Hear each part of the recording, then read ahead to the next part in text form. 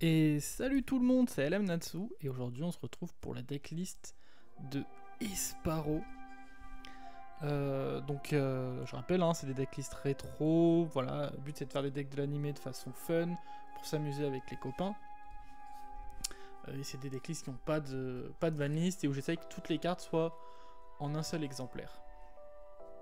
Donc pour Esparoba, ce personnage qu'on a vu qu'une seule fois et qui a affronté Joey, c'était un peu plus...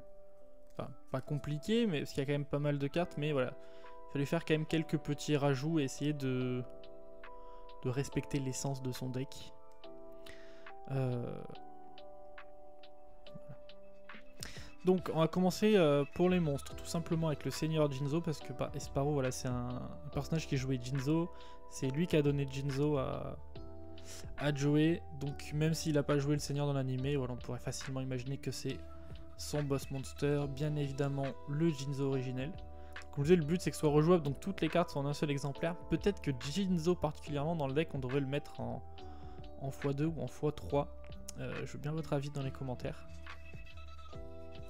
Et ensuite, bon voilà, plein de petits monstres Jinzo, même si le personnage ne les a pas joués pour aider le deck. Donc l'inspecteur Jinzo qui prend le nom quand il est sur le terrain, le résurrecteur Jinzo qui va pouvoir réinvoquer Jinzo du cimetière, et Jinzo numéro 7 qui, à part son nom, a pas grand chose à voir, il permet juste d'attaquer directement les points de vie. Ensuite, sur d'autres cartes qu'a joué le personnage, donc le démon méga cyber et le méga cyber psychique, donc ça qui est un petit peu une nouvelle version de la carte qui est là spécifiquement pour aider le deck, voilà, qui a été pensé, on va dire, dans un deck Jinzo. Le Reflect Bounder qui a été joué par le personnage, et pareil, le Bounder psychique qui a été pensé pour aider le deck. Et vous voyez que un des points de ces cartes à chaque fois, c'est qu'il s'appelle psychique. Donc ça c'est important pour les cartes qu'on a décidé en rajout. Le Cyber Marauder, donc qui a été joué par le personnage, il me semble, dans le duel contre Rex Raptor. C'est une des cartes qu'on le voit invoquer. Et pareil du coup, dans l'idée, le Cyber Marauder, on s'est aussi un petit peu inspiré d'un personnage qui apparaît dans la dernière saison de GX, qui affronte Zane, et du coup qui est un peu les cyberdragons contre les Jinzo avec l'école des psychiques, etc. Donc vous voyez qu'il y a pas mal de rajouts avec des monstres cyber, notamment ce cyclopéen cybernétique,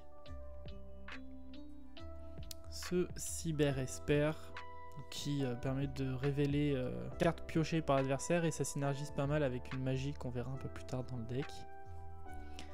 Un cyber phoenix qui va permettre tout simplement de piocher. Un cyber naga pour les mêmes raisons, voilà, qui va permettre de piocher, puis c'est des cyber, donc je trouvais que ça allait pas trop mal dans le deck. Et on va terminer les cyber avec le magicien cybernétique, tout simplement parce que c'est un niveau 6, 2400 d'attaque, donc ça me faisait un petit peu penser à Jinzo. Et puis ça, voilà, c'est un cyber, donc c'est peut-être lui qu'on pourrait remplacer par le deuxième Jinzo. Il permet de moduler l'attaque des monstres en face. Et annihilateur de magie, donc ça c'est une carte qui est considérée jouée par le personnage, il me semble, en speed duel, et qui en fait est tout simplement un Jinzo mais pour les magies, qui est aussi niveau 6, donc pourquoi pas, qui est niveau 5.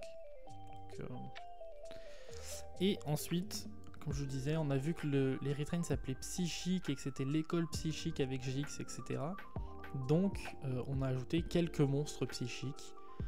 Tout simplement là c'était des choix personnels, hein. C'est juste des cartes que j'aimais bien, donc le Pandaborg, attaquant télékinésiste, Destructor, et le Docteur Frankenpierre, lui c'est parce qu'il était dans les speed duels.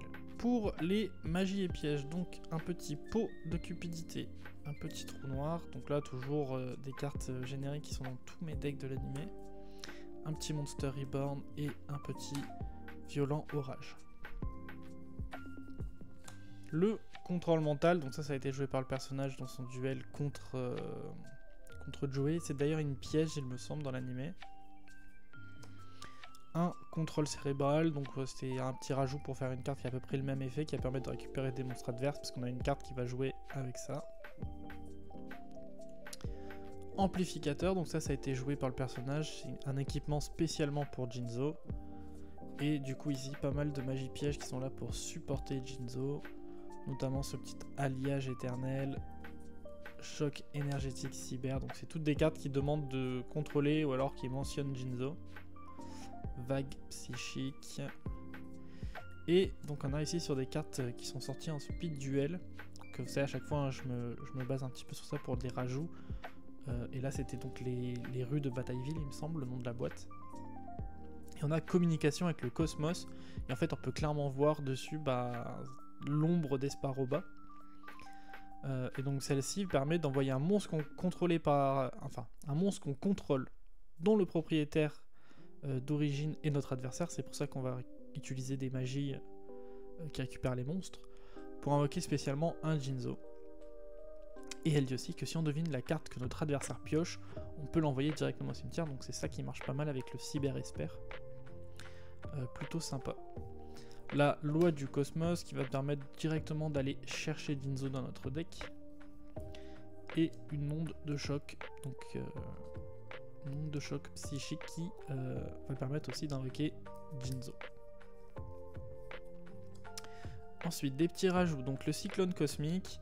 Rajout parce que ça a été considéré joué par le personnage dans les boîtes speed duel qui permettent de bannir une carte magie et piège.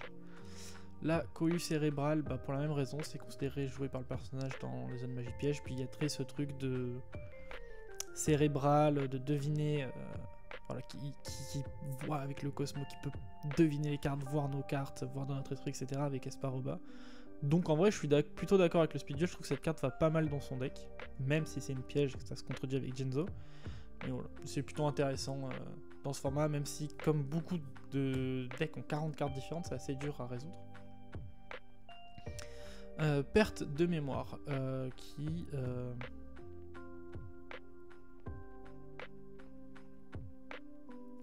va être tout simplement une sorte d'infini éphémère pour ceux qui connaissent. Voilà, c'est une carte qui va annuler un effet de monstre. Et encore une fois, cette idée, vous voyez, de cerveau, de mémoire, avec cet alien ou ce monstre, je sais pas trop, qui se tient à la tête. Mémoire effacée, qui va faire remélanger sa main à l'adversaire. Donc voilà, j'ai choisi beaucoup de cartes qui ont des liens avec la mémoire, dont du martyr, qui pourrait être enlevé, mais voilà, dans l'idée, c'est pareil, je trouvais qu'il y avait cette idée de... Esparoba, il a un don qui lui permet de voir les cartes, etc. Et deux petits pièges qui là sont des rajouts de ma part, parce que je trouvais que ça allait bien avec le docteur Frankenpierre. Pourquoi pas, donc des cartes Kozaki, avec le fruit des études, qui permet de regarder les 3 cartes du dessus de mon deck, pour prévoir les cartes qu'on aura, et probabilité de succès 0%, qui va envoyer des monstres fusion depuis l'extérieur de notre adversaire au cimetière, donc ça c'est... On peut pas la résoudre contre tous les decks, mais c'est plutôt rigolo. Sur ce, je vous remercie d'avoir suivi la vidéo, je vous invite à vous abonner, liker, commenter, et puis on se dit à bientôt, des bisous.